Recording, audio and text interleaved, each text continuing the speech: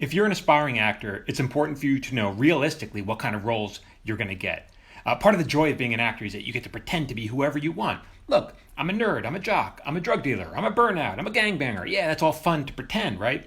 But when you go up for the part, realistically, you're going to get the parts that are much closer to who you are in real life. There are very few actors who get to choose to get to be anything they want, like Meryl Streep. She could be anything she wants, but everyone else is just playing kind of like a version of themselves, so much closer. So if you were a nerd in high school, kind of embrace that, because you can tell, like, if you may think I can play a jock, but jocks just carry themselves differently. You just look at one from a mile away and you could spot a jock, right? Years ago, when we were auditioning back in person, now it's kind of done online, but I remember we had a small part. The part was for popular girl who thinks she's all that. And so, a bunch of women came in and some were quite good. And towards the end, one woman came in and she was like pissed. She didn't say anything, but you could just tell she was pissed from having been kept waiting too long. She just carried herself that way. And I lean over to my partner. I'm like, oh my God, we found our girl.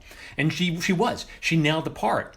And we wound up giving her the part. And I kind of felt bad because it's like, well, all these nice women and we're giving it to the one who's kind of, a little mean, a little stuck up. But the truth is, in TV, you have 3 seconds to establish a part with one shot, right? You want the audience to go, oh yeah, I know who that person is. Before they even open their mouths, before they deliver one line, you want the audience to totally get that character, which is why she wound up getting the part.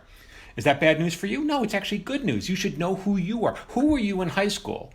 And run into that. I was a nerd in high school. I can't shake it. I'm trying to convince people that I was cool and tough. No one's buying it, right? No one's going to buy it from me. So if I were an actor, I'd just run into that.